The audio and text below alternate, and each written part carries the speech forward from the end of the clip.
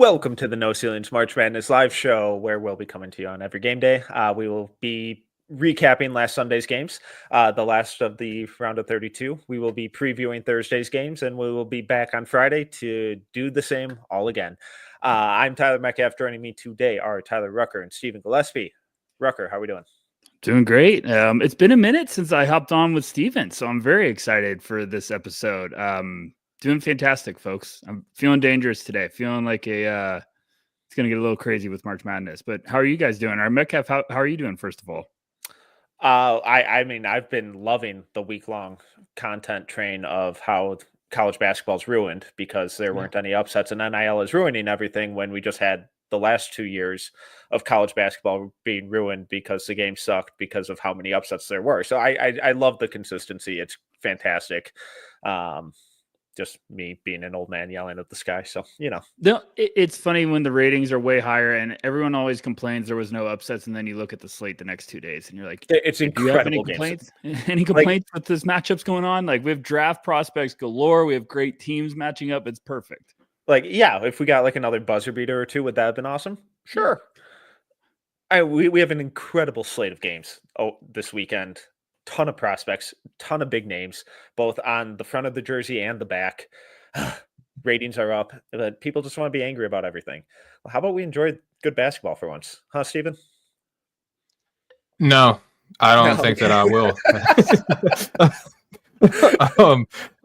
But glad to be on here. I thought about legally changing my name to Tyler today just to be in keeping with the show, and y'all will have to call me Gillaspie. But I'm excited for today, man. I'm excited for the show, obviously. Excited for basketball. Good, fun slate today. I was thinking about entering the transfer portal, but then I was watching First Take with Stephen A. talking about how he's going to slap LeBron James for not attending Kobe's memorial. And then Kendrick Perkins was like trying to make LeBron feel bad for not being on Richard Jefferson's show. And Richard Jefferson's like, what, are you crazy? He's been on my show before. Do you listen? It's been a fun day of basketball discourse for sure. That sounded like high school gossip, and I hate all of it. Yeah, I'm really worried about Steven if his minutes that he's talking First Take, but it's okay. I get it. Everyone has their fix. I get it. It's pretty entertaining, so it's okay. But more importantly, fellas, all three of our teams, our primary teams that we root for, are in the Sweet 16. Winner's circle, baby. How sweet is it? That's awesome. Just pretty the way we drew it up. Pretty pumped. I'm rocking the D. Will jersey, feeling a little Duke upset. I'm kidding, but serious. Congrats to you both. It's a fun time right now. It's going to be, every game I'm excited for. It's crazy. It's just like, oh gosh, I'm tired of people complaining because it couldn't be better matchups. It's going to be awesome. Well, before we dive into what's coming tonight, we got to take a step back, figure out how we got here. Let's recap Sunday's games real quick. First kind of category, teams that just took care of business. In this one, I had Duke over Baylor, 89-66. Tyrese Proctor was lights out. Duke is just a wagon right now. And then Alabama over St. Mary's. It felt like Alabama just really dictated the pace of that game early and then just kind of kept St. Mary's at arm's length. And they were never really able to kind of claw back or slow the game down like they wanted to. So kind of juxtaposition of styles, and Alabama won out. Steven, any thoughts on either of those two? Yeah, I just think that basketball right now is like whose team is bigger at this point. You know what I mean? Except Oregon. Oregon's a pretty big team, and Houston's pretty small. But outside of those two, it's been which team is a bigger team, right? And if you look at Alabama, not only did they dictate the pace, but they played everybody that they could. They empty their bench, and you got Diabate coming in off the bench. You got Reed coming in off the bench. You got Aiden Holloway kind of sparing the other two starting guards on that team. Jaren Stevenson's a big guy. It's, St. Mary's could only do so much before the talent of that team just kind of overtook it. And we saw that in the second half. St. Mary's did a good job of putting up a fight in the first half, but, Ross really wasn't on his game. Marcialonis was okay as far as like distributing and, rebounding and defense, but wasn't super efficient. It just was, that's kind of what you can expect to see when you're going up against a team coached by Nate Oates, who I think it's only a matter of time before we see this guy in the NBA at some point. He just runs such a good program. Rucker, thoughts on Duke Baylor? Yeah, I thought it was a great performance from Duke. I thought that was a game where I was like, hey, if you're going to be the potential juggernaut in this whole entire field, you need to take care of business and do it pretty convincingly, and that's just what they did.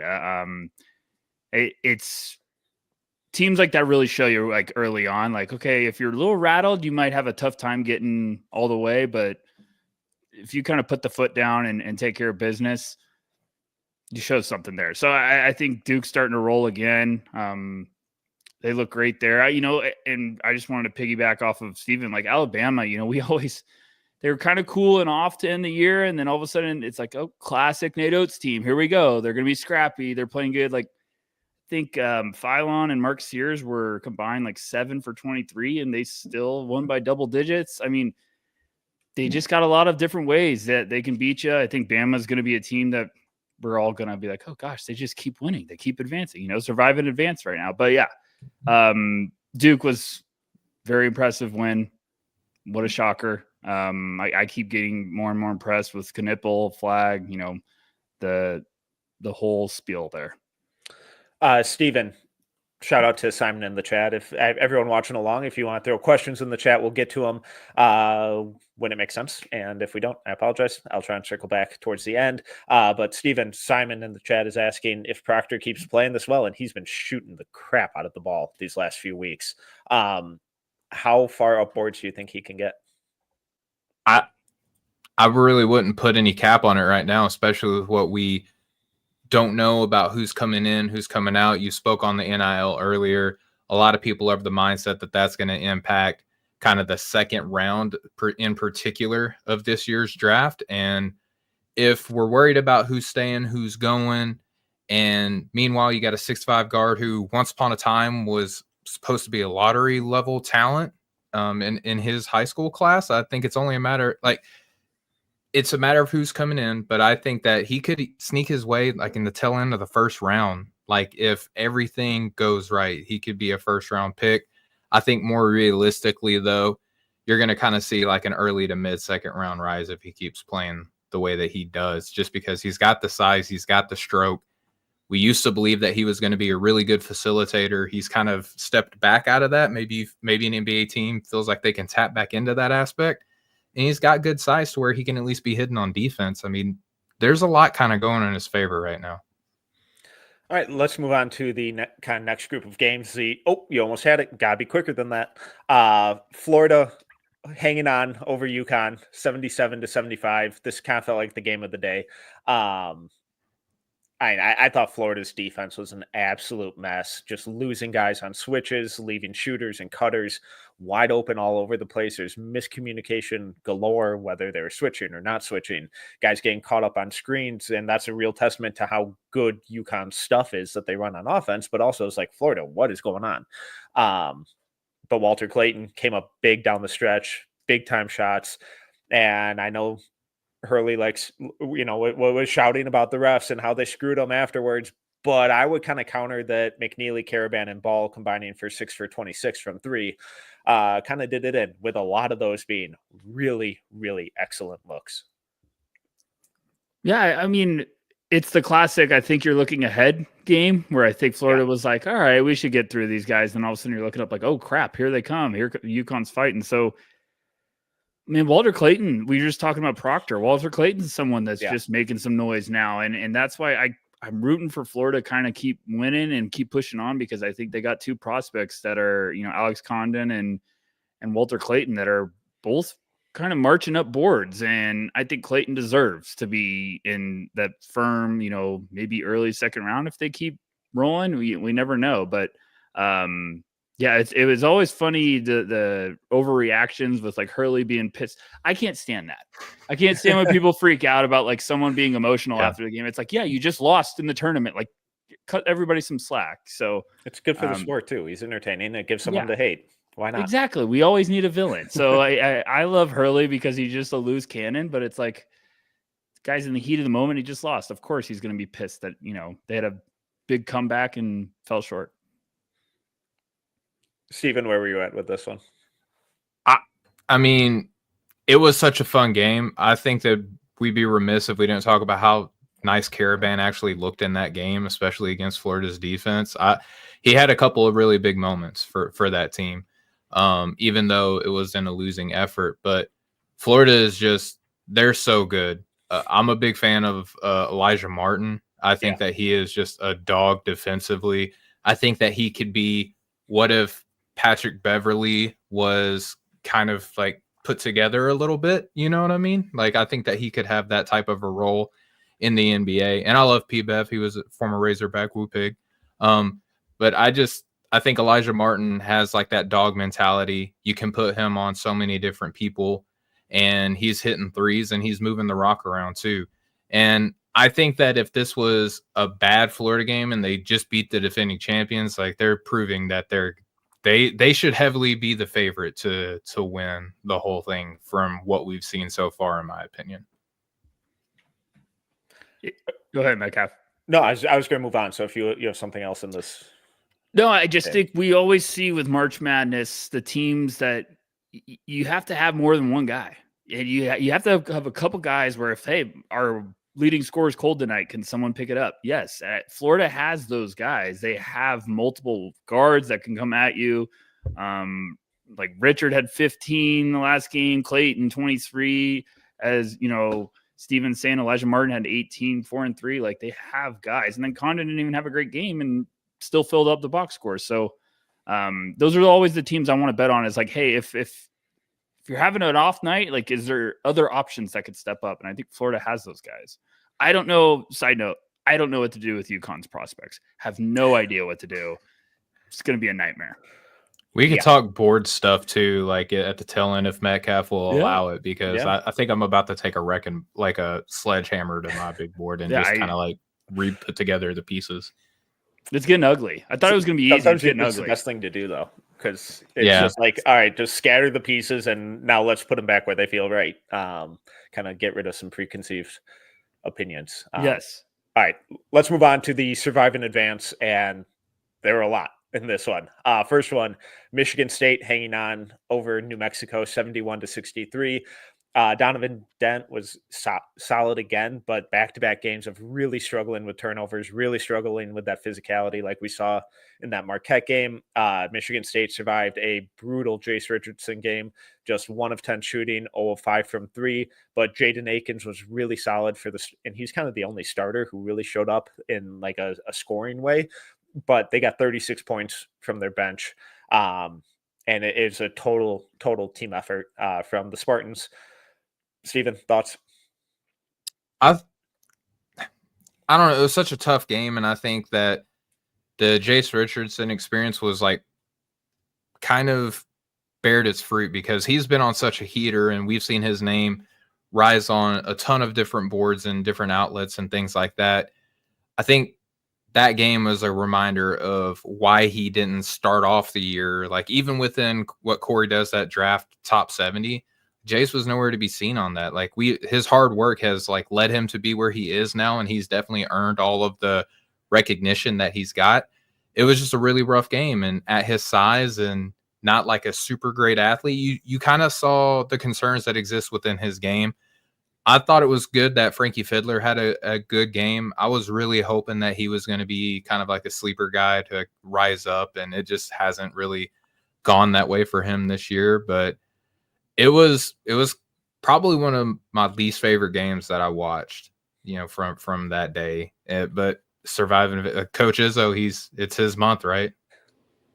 I'm really excited, and we'll get to it tomorrow, but I'm really excited to see how Jace looks, because he's been one of these guys all year that's, when he's had a rough half, he's bounced back in the second. If he's had a rough game or a week, he's bounced back. So I'm really excited to see kind of how quickly and to what level he bounces back in this next game.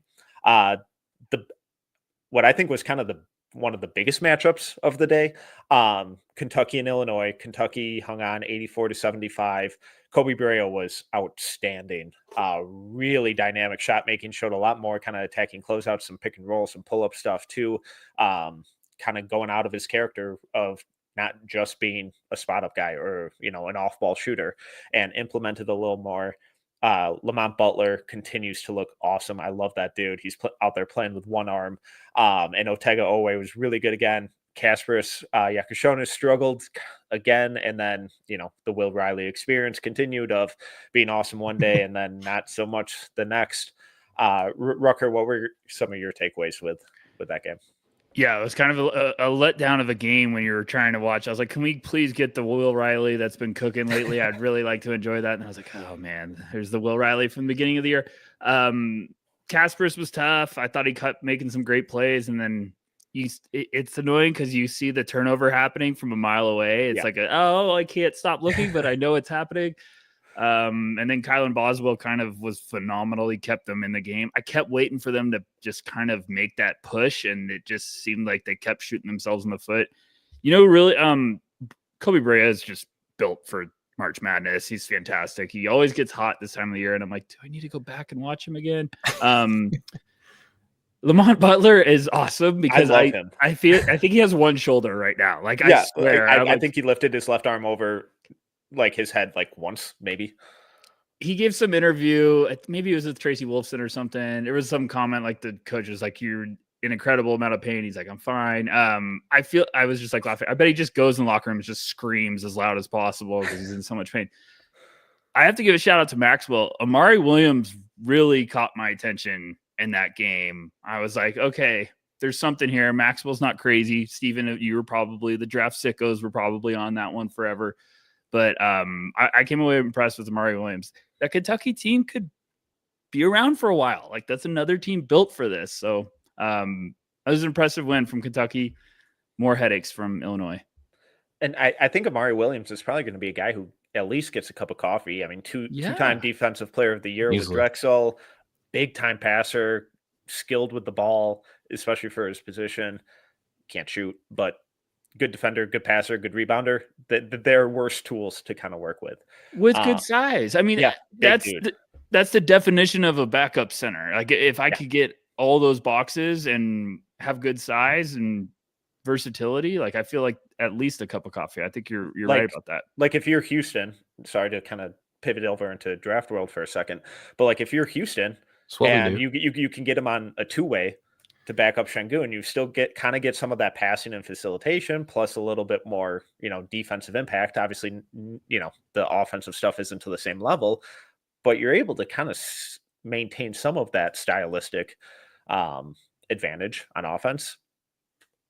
Just an idea. Why couldn't he do Day'Ron Sharp stuff in the NBA? Like, that's what I kind of like look at, is like, he can do a lot of the same stuff. And, Sharp was a second-round pick. I don't think it's too crazy to think that Amari could kind of yield similar returns, like, even if it's like at a 5 or 10% difference, Well, teams like Boston, teams like Denver should absolutely a two-way, like, hey, you never know. We might find something here and develop them, and there's your backup big. But just kept making plays. I was like, man, I'm intrigued here. I know I said UConn, Florida was probably the game of the day. I think this one was, actually. So I'm immediately backtracking, less than 20 minutes in. But Maryland over Colorado State, 72-71. Ooh, such a good game. Guys, did he travel? I'm kidding. No, he didn't, because they didn't call it. I don't even care. Calm down. They didn't call it, so he didn't travel. Dairy Queen made the shot. Yeah. He's also been doing that all season, and they haven't called it. So who cares? I have yet to complain about the final call of a game and it get reversed. I'm trying, but I'm telling everyone it doesn't work. So I'm just telling you, he didn't. I'm still complaining over that Trey Burke block on Peyton Siva, and to no avail. I don't remember that. Can you tell us what that was like? No. So obviously Queen was the big story with the buzzer beater. The post-game interview was incredible. Big time matchup against Florida's bigs tonight. We'll get into previewing that more. But Derek Queen, Nick Clifford, the two big draft prospects in this game, both delivered on a big level. Yeah, I think this was the matchup of my bad. I think this was the matchup of everybody's collective my guy. I couldn't tell you how many times I saw on draft Twitter. It's like, my guys, like, everybody loves Nick Clifford and Derek Queen. It was just, and it lived up to the billing too. Like, how many times do we see so like are the games of two guys that we can't wait to watch, and like one of them's a complete dud. Like it wasn't the best offensive performance from Neat Clifford, but he definitely had his fingerprints all over that game. And the Crab Five is just an awesome nickname, an awesome team. And Derek Queen is starting to get a lot of like mainstream draft buzz now, to where people are like, oh, he's actually kind of cool. Like, let me put him 7th or 8th on my board now instead of 13, 14, 15 spots. So it was just so much fun to see. I like the Julian Reese kind of upswing that he's experiencing this late in the year. It's just been so much fun to witness for him, because I've always liked him, but he's never done enough to where you feel confident by saying, yeah, he's going to kind of do something, Rucker, thoughts? It was awesome. I think Steven put it perfectly. Like you went into that game being like, oh man, if they both play great, this is going to be so much fun. And then halftime, it was like, hell yeah, we're on that path. And then the second half was just perfect. And, I thought Neek struggled with the outside shot, but was just like he was one of the best players on the court the whole game, I felt. Like, and I was like, oh gosh, every shot was close, but none of them could go down. And he was still making an impact. He was throwing great passes all over the place. Incredible sequence to end the game when he had that fantastic cross-court pass for the dime that looked like it was going to be a game winner, and then Derek Queen comes down and hits that bucket. Yeah, Steven put it perfectly. It was the my guys game. Like, everyone had two of those guys. I love them first. It's like, no, we've all been there. But two guys that are storming up boards right now. But I'm bummed we don't get more Neat Clifford, but I'm very excited we get Derek Queen versus Florida. And yes, Metcalf, you're right. That post game, like the best post game like sound bites ever, when the coach said, I'm blanking on his name, but coach said Derek Queen in the huddle was just like, give me the ball. I was like, that's what you want, and that is perfect. Like, you want a potential top 10 guy to say that. So I love that. And then where does the confidence come from to take that shot? I'm from Baltimore. Like, wow. It's like, okay. That explains it. Someone on Twitter like tweeted like the next day, like, I'm going to Baltimore, anyone I need to check in with? And someone quote tweeted it, just a picture of Derek Queen. And I was like, this is how you use social media. So it's great. Like, how many basketball kids are getting college, recruiting now just from that quote from Derek Queen? Like, how many people did he just put in college, Absolutely. I mean, it's cool because I think we've heard that all year with intel about Derek Queen, of like his mentality, how competitive he is. And that's why I think we were always at No Ceilings buying in on him. And I think now, it's funny when this is the time of the year people start to see the offensive like gifts and the character and the personality. And you're like, the defense isn't so bad. So it's just awesome to see. All right. Last one in this kind of group. Arizona coming back, hanging on over Oregon, 87 to 83. Excuse me. We got good Caleb Love. Arizona got down pretty big early on, was able to kind of crawl back and hang on to a tough win. Shellstad was very good again. He's been playing really well this year, but big time Caleb Love game. Yeah, it was awesome. He was magnificent. I almost threw my shoe at the TV a couple times with some Tommy Lloyd stuff. Tommy's just hasn't been on my Christmas list this year. Carter Bryant made some big plays again. Like Jaden Bradley, I thought had some fantastic plays. Toby Owaka has been really solid for them lately. He's just been great. It was at a point where Nate Biddle was just like ruining Arizona fans during that game, and every single Arizona fan was screaming at the TV, put Toby Owaka back in, because Biddle was just so overpowering. But it was a big win. I thought Caleb Love was fantastic. We'll talk about that later, but I'm terrified if we get that again, because tonight will be very fun, but not getting my hopes up. All right, last kind of region, upset city, Ole Miss over Iowa State, 91 to 78. It's kind of a bummer way for this Iowa State team to go out, especially, being down Keyshawn Gilbert. Curtis Jones was really, really good, like he has been all season. Momcilovic, kind of put up a dud, 2 of 12 shooting. But the story is just Sean Padula continues to be a stud for this Ole Miss team, and then Jermaine Brakefield with a 20 plus off the bench. Steven, what were your kind of thoughts on this one? I mean, again, it's just the sentiment of the bigger team wins. Deshaun Jackson, I thought that he had a nice game for Iowa State. At the end of it, you can't help but wonder if that coaching staff was just like, I wonder if we could have went to Deshaun a little bit more. You know what I mean? Like that's kind of where I was at with that. But Malik Dia had a good game. I've been a Brakefield guy, been super consistent, but he's got good size. The touch can be there on some nights, but Sean Padula is the guy, the transfer in who is a little small, but plays bigger than he is, heart of a lion type of guy, big time shooter, quicker than a hiccup too. I think that people get freaked out when they watch him play if they haven't. And it's just like, it kind of reminds me of, you guys remember Luke Ridnour, right? Like he's a short little dude for the Seahawks, and he moved quicker than you thought he was going to. He kind of gives me Luke Ridnour vibes in that regard, but it was a fun game. I hated it for Iowa State. I've liked that team. Josh Jefferson had a good game, but Momcilovic without Keyshawn Gilbert, they really needed their three-headed monster of Jefferson, Jones, and Momcilovic to hit, and they only got 2 of the 3. Rucker, any big takeaways with this one? No, I think it's just like you said, it's a real big bummer. I thought Iowa State at one point this year, I was like, oh gosh, I think they're the favorites to win the whole thing. Like it was just kind of the time of the year where Duke wasn't really spreading their wings yet, and Iowa State was cooking. And when that Keyshawn Gilbert, injury bug happened, I was like, oh no, there's a big chunk out of your offense and your scoring. So thought they might have pulled this one out, but Ole Miss just continues to surprise, continues to advance, and they got a fun team.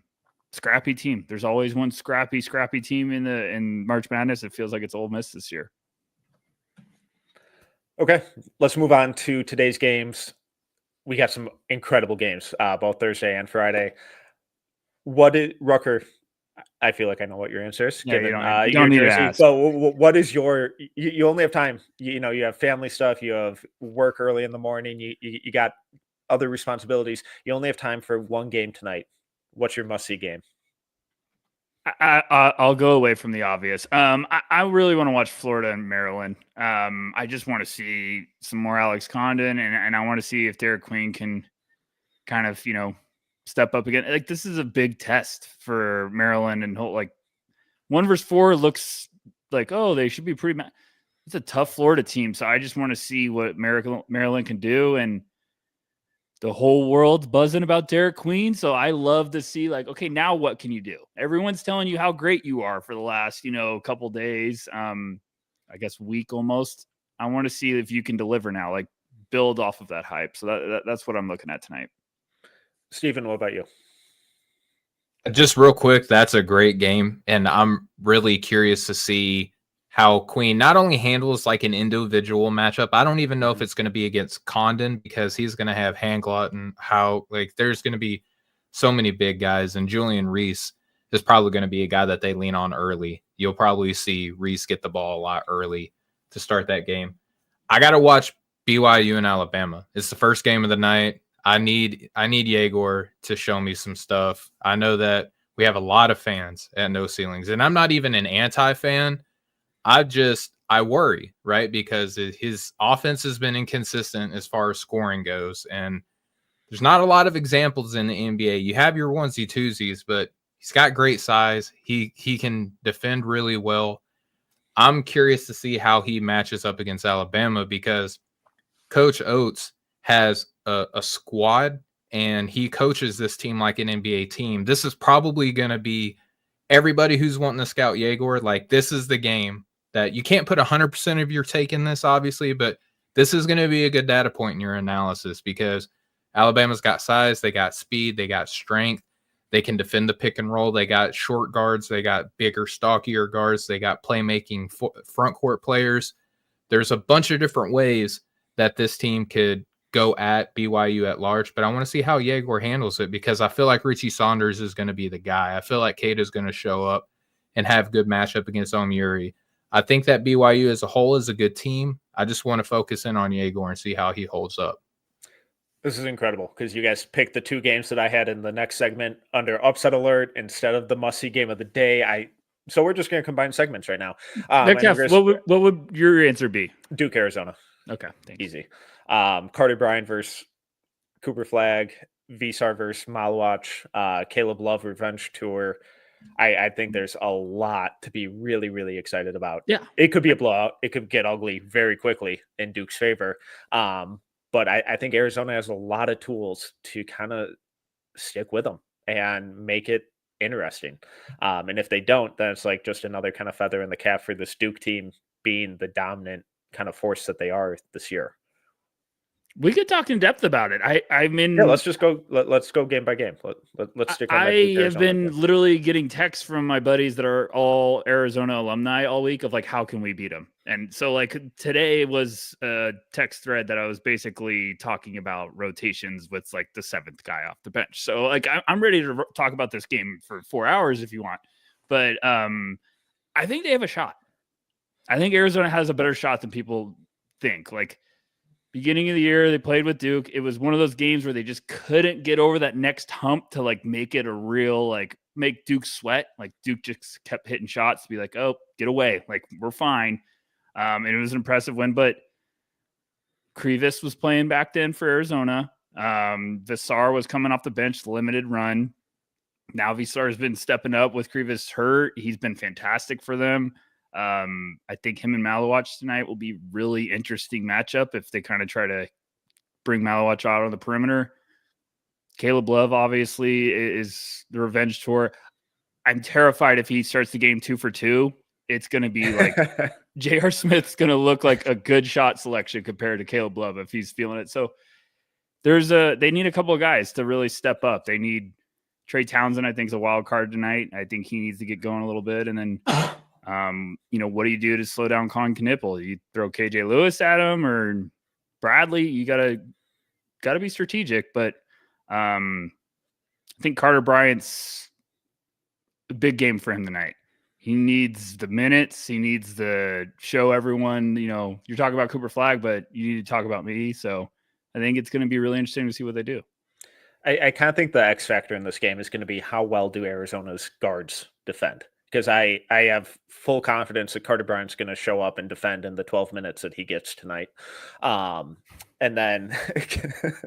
But that's the thing. We joke about it. They can't win if they play him 12 minutes. No, they have no chance. He needs to be at Tommy has to plus. know it. Yeah, Tommy has to know like this. But same thing with KJ Lewis. Yep.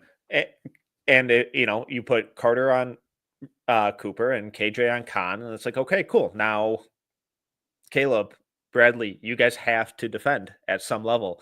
Does Del Orso even become playable? Does Duke just play him off the floor? And I love him as a shooter, but the defensive stuff is where rough. It ends. And it's and then, Duke it's like, all right, if you're going to shut down Flag, okay. Now he's just distributing everywhere. You shut down Khan, okay, now he's distributing everywhere. And then you have, Isaiah Evans as a flamethrower. You have Tyrese Proctor, who's been shooting 40+%. You have Zion James getting downhill against Caleb Love. That's not a fun matchup for Arizona. They just have so many different weapons to go to. But if those guys kind of lock in, I know we always talk about the offense with Love and Bradley, but if they lock in on defense, I think that's going to be bigger for them. And then if Visar can kind of knock down a couple threes, pull Malawatch out of the paint a little bit, I think that makes life easier for everyone too. So I think it's a really, really fun chess matchup. It's funny you brought up Del Orso. That was literally the text I got today. Like, can you play him? And I was like, you have to play him like very strategic with what Shire's doing. Like, you can't just throw him in of like, oh, he's going at you. You have to be specific because he will get played off the court. But if he's in with the right matchups, you could survive. But I think you're spot on about like the Arizona guards have to be great. You got to set the tone early. And then I would be interested to see who Carter Bryant comes in for. I would almost want to go big and maybe get Bradley out for Carter, and then you get Townsend in him. But I wanted to ask you guys this, like, if you're Duke, who's guarding Caleb Love? Proctor Zion? for me. Proctor? Okay. Because I was like, I would send either Proctor or Scion because I just said his strength would just bully. But I was like, I would also, almost go. yeah. I would almost go Sion because I Yeah, feel I'm like sorry. Khan. Yeah, I think that Khan could go, kind of off. Like if they're playing De La Rosa, like put Khan on De La Rosa, and I think that you put James on Love, and you just because what's going to happen? They're going to want to run pick and roll, right? And then you're limited because do you want to bring Cooper Flagg off the pick and roll with a 4-man to trap and blitz Love on a screen and force a turnover? There's a lot of different ways you can do that. I think that this game is going to come down to like instilling confidence for Arizona, which is why I think it would be smart to bring in De La Rosa off the bench as well as Townsend, because if Arizona's hitting early with the size and athleticism that they have, and then you bring in De La Rosa to hit threes, you're injecting confidence into this team. But if you're pulling De La Rosa because he's getting played off the floor, you're kind of almost admitting defeat at that point, in my opinion. So I don't know. I think it'll be a fun game. But if I'm Duke, I feel very confident putting James on Love because he's got the size. He's really great at the point of attack.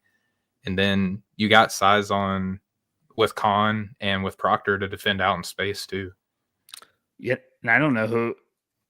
They probably will just switch with ever. Yeah, those they have so guards. many different guys to throw at them. Where it's like, and I'm like, if I'm Caleb Love, I'm like, who do I prefer? I probably prefer Proctor because James could just ruin you with the strength. I just figured out, you know what Tommy Lloyd needs to do to just be like the ultimate Joker? He just needs to start Carter Bryant. Just go ahead and be like, you're starting. And the team will freak out. Carter will freak out. It matches up better. It would be the ultimate, like, ace up my sleeve. Like, I've been waiting all year for this moment, and I'm just throwing it in. So it's a really fun matchup because there is a lot of headaches if you don't do it right. And there's also a lot of, like, this could match up well for both sides. So I think it's going to be closer. I don't think it's going to be a blowout tonight.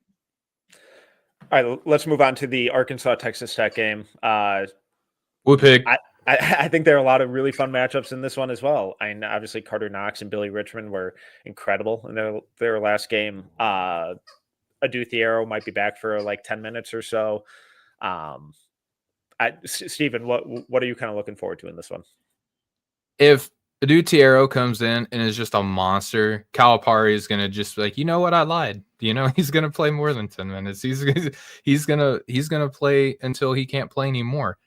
I think that this is going to be a fun game because we just got done watching Toppin dominate a fun Drake team, but just was not equipped to be able to handle him. You got Brazil, you got Adu.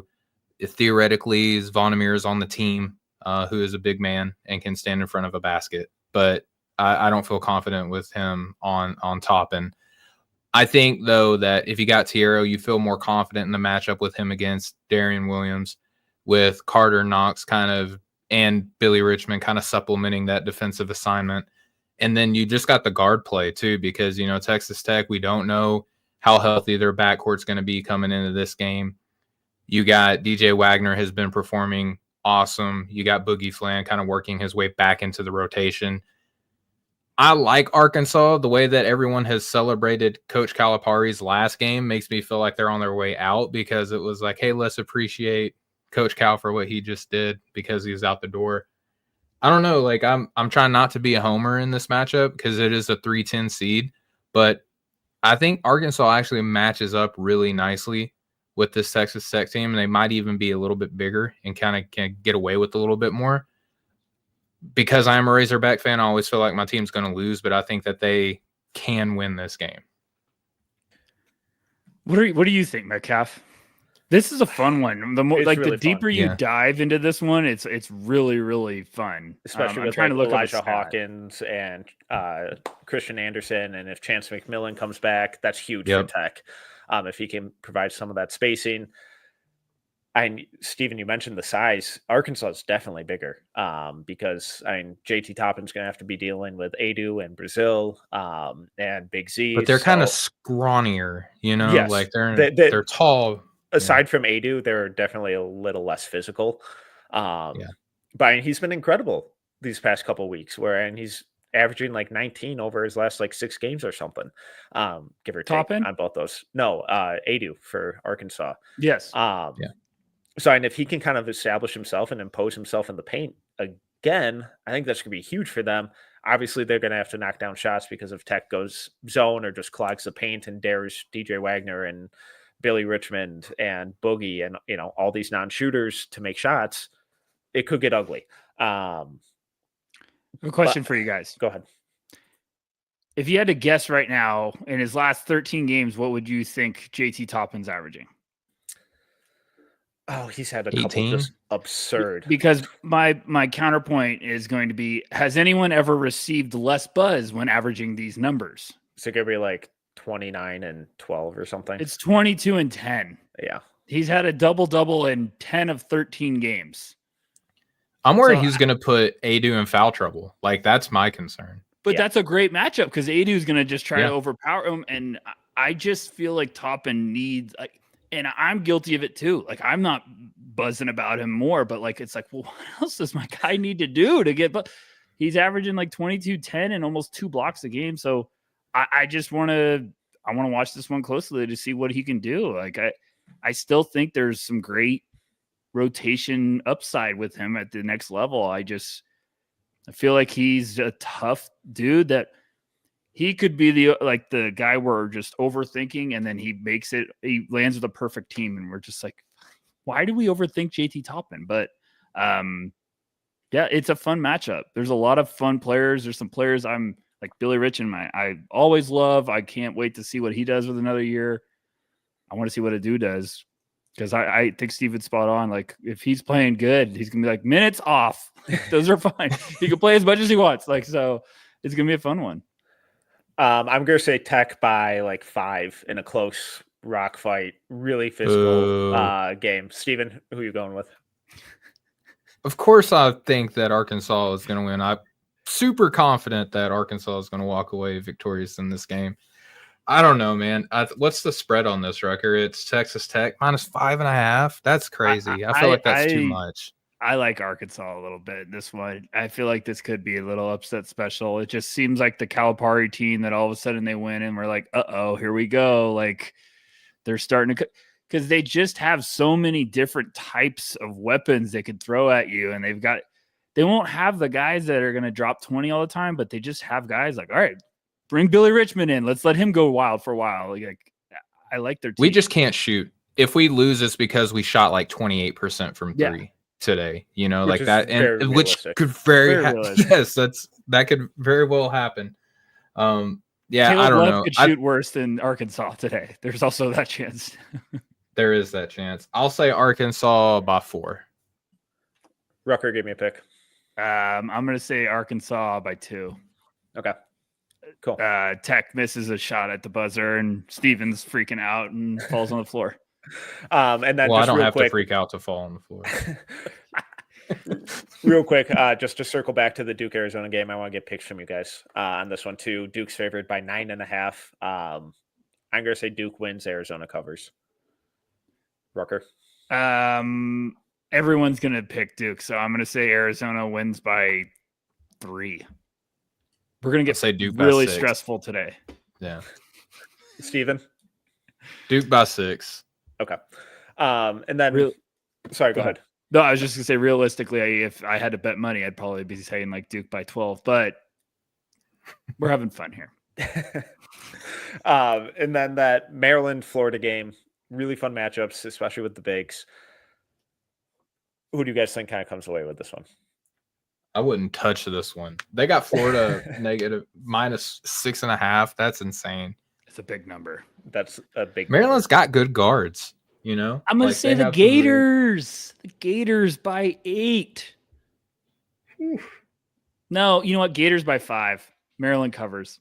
Steven's on to something there. That's a big number. Backdoor is always scary too. I mean, I like Florida to win, but Metcalf, what's your picks here? I'm going to take Florida double digits. I think they come out. Do you think it's and pissed about how poorly they played against UConn, and And how much everyone's talking about Maryland. Gosh, Yeah. I forgot about that. And just put a whooping. Okay, I'm back to Florida Maryland. by 8. Like I don't think Maryland will necessarily play bad, but I think Florida is just going to execute everything at an insane level. Maryland did just beat Colorado State at the buzzer, and Colorado State is no Florida. I'm going to say Florida. I like Florida by 8. I think that's fine. Okay. And then finally, this BYU versus Alabama. Alabama's favored 4.5. The over or under for this game is almost 30 points higher than the Arkansas Texas Tech game. That's totally, that makes sense though. It does, especially when you look at these two offenses. I think BYU has a really good shot to upset them. I think their offense is playing at an insane level right now. Richie Saunders has been incredible. I think Yegor Demon provides a lot of matchup issues for Alabama, especially at the point. I'm not sure who Sears and Holloway guard. And then, LeBaron Philon, I really like him long term, but the offensive production outside of the passing, it's like, what are you going to get from him? So I think BYU is going to come away with the win in that against Alabama. Gavoni just tweeted that AJ's at the game, decked him and his family decked in. He's BYU been tweeting gear. all day. Yeah, AJ's been tweeting all day. Metcalf, I actually am going to have to disagree with you. I think this one's going to be a little ugly. I'm scared for my boy Yegor after a really good game, couple good games. I think they're going to throw the kitchen sink at him and more. I think Bama's going to. I keep picking against BYU and they keep winning, and I'm like, when is this team going to lose? So I don't know. I just feel like Bama is going to go a roll tonight, and I think Sears has a big game. I would love Philon to have a nice game because I'm still having headaches with him. Who guards?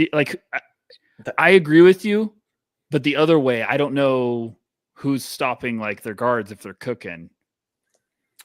That's the problem. Like Bama's guards they don't all cook at the same time. Like even their last game, their guards didn't really even cook and they still won. Yeah, that's what they played bad and still won. So I'm always scared with those teams because I'm like, what happens if you play good? Yeah. Then you usually follow up. Like maybe it's a Darian Reed game. I don't know. Diabate is like an automatic 10.6 rebounds and maybe a block or two off the bench for Alabama. Like that's such a crazy luxury to have for that team. And this could be like the game where Mark Sears or Grant goes off, and those guys haven't been super efficient. I like Keita's energy, but Cliff is a brick house, Richie Saunders is probably going to get buckets today, but I don't know. I'll say Bama by 6. Okay. I think this is going to be the closest game of the night. And now watch it be a blowout by Alabama. I'm going to say Bama by 10, roll tide. Ooh, okay. I'm going BYU by 2. Okay. Okay. Dare to be different. Let's wrap up just kind of highlighting some of the top draft prospects to keep an eye on. And we just talked about it in that BYU Alabama game, Yegor Demon versus Mark Sears and LeBaron Philon. How much can Philon kind of get into Yegor, disrupt him? Can he take him out of his rhythm, keep him from getting downhill, really disrupt that pick and roll, force some turnovers? And then this is kind of it for Mark Sears. And can he kind of continue this role and keep playing well? Yeah, Steven, who are you looking at? Oh, go ahead, Steven. Sorry. Just overall in this game, or any game. Take it wherever you want. Okay. This is a low hanging fruit, but I like watching Cooper Flagg play basketball. I'm always excited whenever he plays. I really don't want to take for granted college Cooper Cup and the experience that this has been. You know what I mean? Because we know that he's. What did I say? Cooper Cup? I'm a Rams fan. Excuse me. Rams fan with still PTSD. It's okay. We get it. I'm there with you. I get it. Yeah. Excuse me. Let me rewind that. All right. So Another good Cooper white guy. Flag. So you're on the right path. Another great white dude. Ben Affleck. Ben Affleck. Ben Affleck, you white.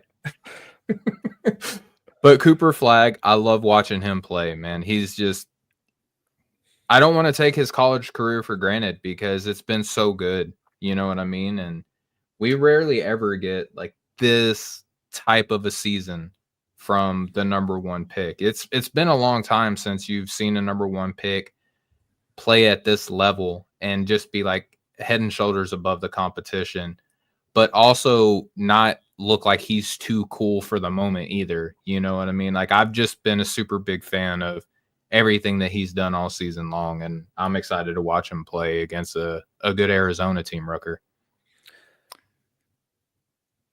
Go ahead. No, Metcalf, you were about to speak. Go ahead. No, just I love a lot of like the individual kind of one-on-one matchups. We talked about it kind of previewing that game too, but Cooper Flag versus Carter Bryant, KJ Lewis versus Con Knipple, Visar versus Malawach, Caleb Love versus Sion James or Tyrese Proctor.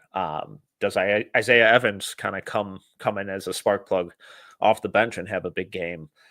I think there are so many names and kind of individual matchups where if Carter Bryant really comes out and has a big game, he probably jumps from, top 25 discussion to lottery discussion. If Henry Visar kind of comes out and has a big game against Malawach, does he jump from intriguing flyer for next year to, are we sure he's not like a late first, early second round guy this year? KJ Lewis, if he can really disrupt Con Knipple, what does that do? Conversely, if Con really has a big game against a defender like KJ Lewis, what does that do for his stock? So I think there are a lot of just really fun kind of individual matchups and chess pieces all over this game. Yeah, I think today's a very big game for a lot of prospects. Walter Clayton Jr. we talked about. I think that like we always say like, hey, scouts we talk to, they're taking in the full year. After the college basketball season, they're reviewing the tape, they're going back. But we all know like when everyone's watching at the same time and scouts are catching up, like this is a big time of the year to make a statement. So I think Walter Clayton Jr. has got a big opportunity. Carter Bryant, as Metcalf and Stephen have said. I think Boogie Fland for Arkansas has got a really big opportunity. I think he could have his handprints all over this game. So I think this is going to be, a day where a lot of guys need to make some are trending in the right direction and need to make some noise. Because there's also just guys that might be on that fence of like, am I going to come back to school for another year? We were thinking that way of Boogie Fland a couple of weeks ago, and they keep winning. You never know. So going to be really interesting. Jaeger Dement's going to get all my attention with that Bama game. Richie Saunders too, but there's prospects everywhere. I'm just pumped. And can I shout out real quick to Elijah Martin? I know I was talked about him earlier. Yep. I don't know how you guys feel about him. We don't really talk about him a lot, like as a group, because just the time of year it is and all that stuff. But I genuinely feel like Elijah Martin is an NBA player. I don't know where you're at with y'all are where y'all are at with him. He's growing on me. He's one of these guys where it's like the more I watch, I'm like, why am I not taking him more seriously? And I kind of have to go back and do like a specific deep dive on him because for most of the season, it's been Walter Clayton, Will Richard, Alex Condon, Thomas Hogg, those guys kind of driving the attention and kind of getting the focus. And then Elijah Martin's just been there playing really steady basketball all the time. So I definitely think he's the guy, as the deeper they go, the more eyes they continue to get, is going to get people asking more and more questions of like, well, why not him?